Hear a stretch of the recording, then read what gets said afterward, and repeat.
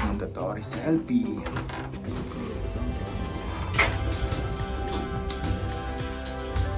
So, pumunta ako ng Tuwanya. Nagkaya mo sa shopping. Tingin tayo ng mga pamilya. Kahit umuwi. Let's go!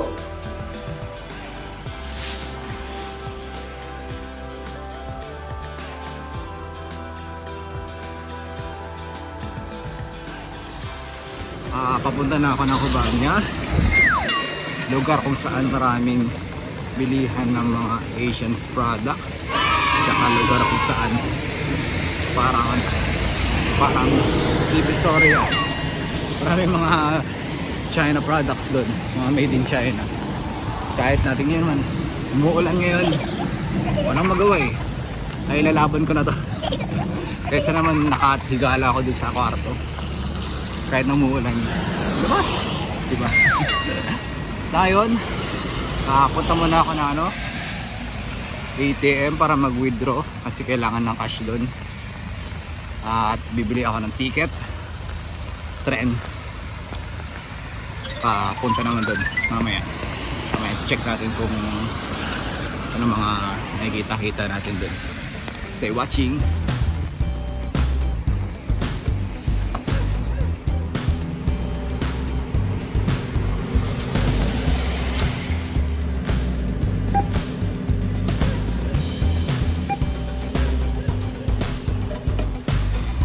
Withdraw na ako. Next naman is bibili ako ng ticket, tren papunta doon.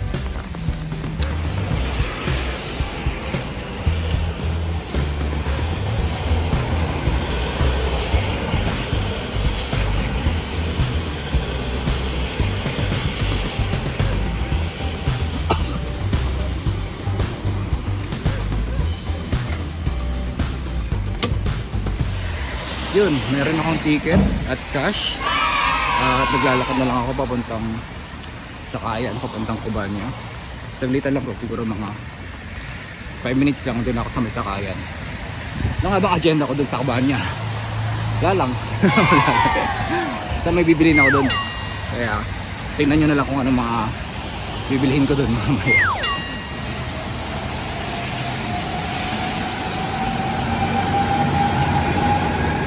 Doon yung sakayan ng tren papuntang Tuwanya, pero kailangan mo muna tumawid dito sa underground kasi hindi pwede tumawid din sa kalsada.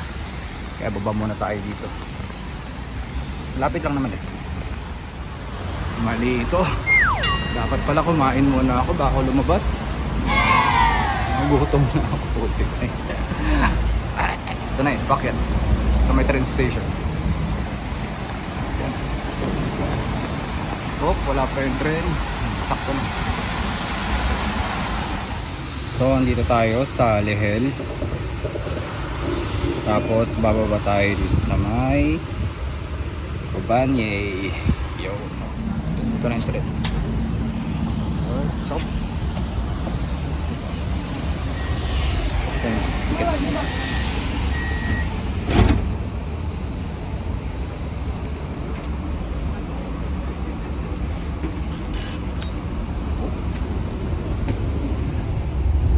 Tao dito minsan ayaw nilang nakahagip ng camera, yung mga nagagalit. Napaka private ng mga tao dito kaya hindi pwedeng basta-basta kumuha ng video. Alam niyo ba kung magkano yung bayad ng ticket? Ticket one way papunta at pabalik, siguro nasa ticket na papunta at pabalik nasa 140 siguro sa atin, sa peso natin. Ganun yung presyo ng ticket dito. So yung presyo ng ticket dito is nasa 450 foreign. One way lang yun. So dalawang binili ko kaya 900 papunta at pabalik. Kung papalit mo sa peso yun, nasa 140 ganun. 140, 150 pesos.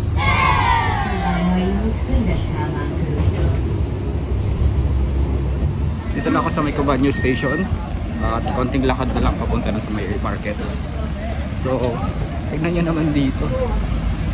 Nagugutom na ako. May mga nangaakit na McDo at KFC food. Hindi pwede. Pinipid tayo kayo. Kaya makain doon.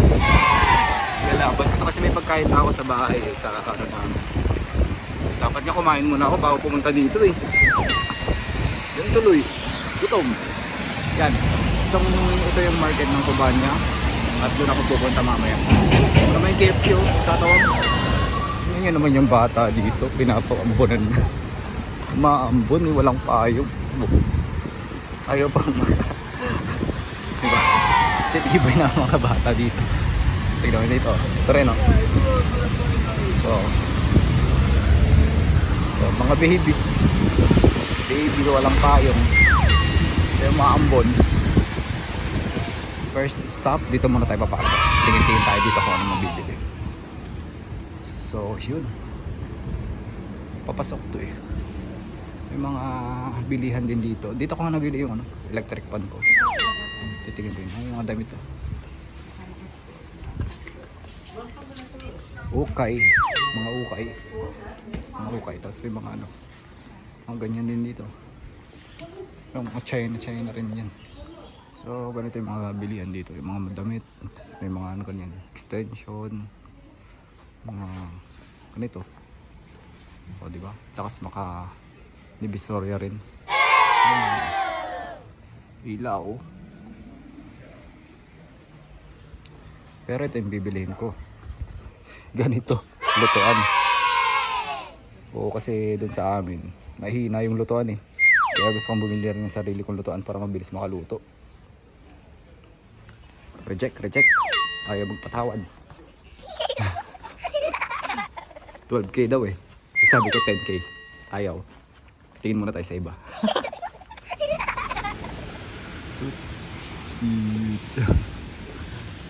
Ito mga bilihan dito.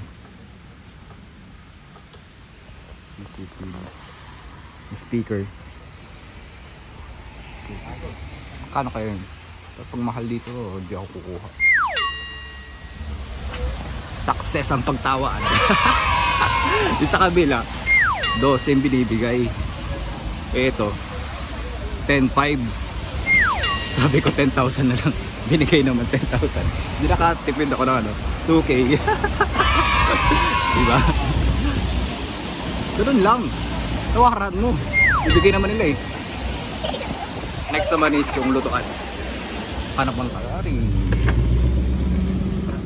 Dito sa Hungary, kalimitan na makikita mo nagtitinda na mga Asian eh. Mga Vietnamese o kaya mga Thailander. Ganun yung marami dito. Hindi yung mga Chinese. Ganun. Pero yung mga benta nila para mga local product. Yung mga Chinese product din. Pero yung ilan lang kalimitan makikita mo dito mga Vietnamese talaga. Pati mga kainan dito na ano na mga Asian, Vietnamese din o kaya Thailander, mga ganun. Benta kaya rin ako dito. Ilan dito? Ito. Kasi ito 3k, ito 3.5 lang. Ito malaki. 3.5 lang naman. Updating. Okay, nginang panandok na yun. 950? Scam ko dun ah. Pakamahal. Ito sa loob. Kahanap lang. Lutuan. Mukhang yun na atang kukunin ko yun nasa labas kanina. Ano lang yun eh. 3.5. Kaso, tas magandang quality na. Kaya dito sa loob eh, mga maninipis eh. Mga lutuan dito. Yun ko. Yun ay kunin ko. Hayop na panandok na yan. Nakalagay din sa stante nila 450. Tapos nung binayaran ko na 950 na. Scam ako dun ah. Pwede lang ibalik eh. Hayop. Napakamahal naman ng sitaw na yun.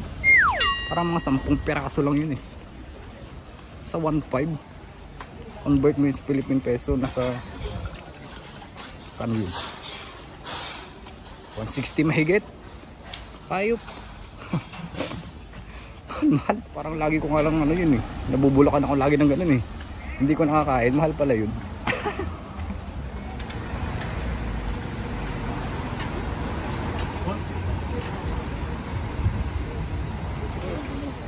Nakuha ko na yung kaserola. Swerte ko naman. Kasi 3.5 yung unang presyo nun. Binigyan ko siya ng 5k. Eh wala siyang 500 na barya. Hindi binigay na lang niya sa akin ng 3k. Di ba? Naka-discount na naman ako. Swerte dahil dyan. Kakain na tayo ng McDo. Epic. Gutom na ako. Hindi ko na kayang ano. Abot ko pa sana to eh. Kasi hindi na kaya. Kaya kaya na ako dito.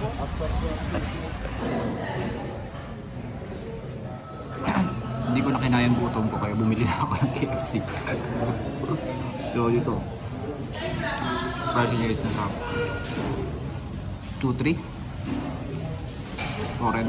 Kung sa Pilipinas to mga 320. Depende pa lang ito. Ang bucket to. Maliit na bucket ng chicken. Bucket ng fries. Tapos unlimited drinks. Dito sa KFC wala silang paano ketchup.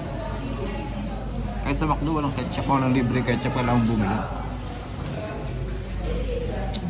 Kaya yan. Ito lang. Hindi na ako bumili. Tsaka iba yung chicken nila dito.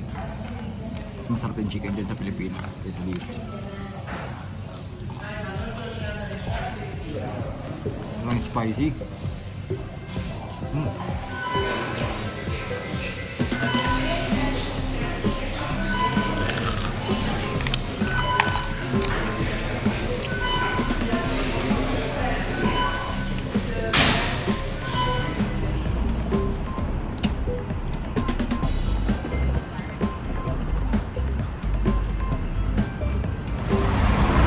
Pabalik na ako. Tapos na yung mga nabili ko na yung mga dapat kong bilhin dito. Kaya hinihintay ko na lang yung tren papunta sa amin. So sa mga nag-assist ko ngayon, kasama na yung kinain ko ng mga siguro mga 17k foreign. Napag-assist na naman. Sabi ko nga kanina dapat ngayon kakain na ako dun sa amin. Tapos hindi ko na natiisip, gutom na ako kaya kumain ako dun sa KFC. Kaya ngayon hinihintay ko na yung bus, tren papunta na sa amin. Tsaka ano, dadaan pa akong grocery pa ako bago. Tapos mamaya maglalaba pa ako. Sabi pang gagawin. At ngayon is mga araw na wala na yung ulan. Kaya okay na yung panahon. Kasi pasan na yung sapatos.